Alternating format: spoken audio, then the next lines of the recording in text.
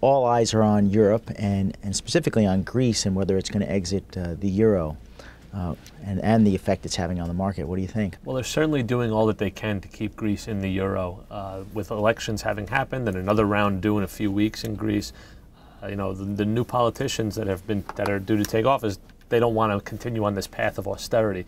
The rest of the Eurozone is pushing them to continue meet the reforms that they've promised to meet in return for a backstop, in return for additional capital. The idea of Eurobonds has been floated. There are some leaders in Europe who are coming around to it to work towards a tighter fiscal integration to go along with their common currency, which is a monetary integration.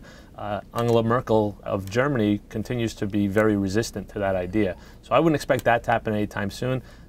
Do I think Greece is out of the euro imminently? No, but the consensus is certainly coming around to Greece ultimately exiting the currency. Back here in the States, a lot of the big companies are reporting. The PCs just reported, and we've got some retailers reporting. What's going on with earnings here? What's the momentum? Well, we're in sort of a quiet period for earnings where not a lot of companies are reporting, so the ones that do get a lot of focus. Hewlett-Packard and Dell both reported this week. Neither had great things to say. Dell missed estimates. Hewlett-Packard announced they're going to lay off more than 20,000 employees. I think the number is 27,000 as they continue to restructure under Meg Whitman.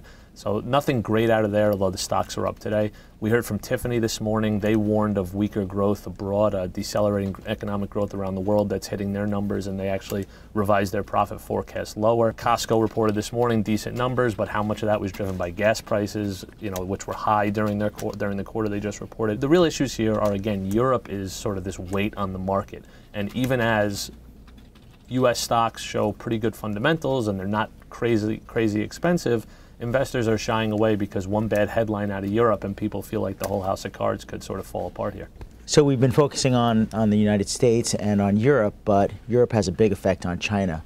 What do you think is happening over there in terms of hard landing, soft landing? Well, the thing to watch out of China is whether or not they come in with another round of some kind of easing or stimulus or something that will give them a boost to prevent that kind of hard landing. We've certainly seen the numbers weakening over there. We've heard it from corporations reporting. We've seen it in their actual economic reports, although no one's really sure how much you can trust those. The issue there is if we get a harder landing than we expect, probably driven by Europe because that's their biggest trade partner, that can have an effect around the world. Now, don't forget, there's still some firepower out there for these central banks to put more money to work and try and boost things, whether it's the ECB with another round of stimulus for their banking system, another round of liquidity, or the Fed. We have a Fed meeting coming up in a few weeks where Ben Bernanke and co. might say they're going to extend some of their programs. They might not, but if conditions continue to deteriorate, it might be something to look for.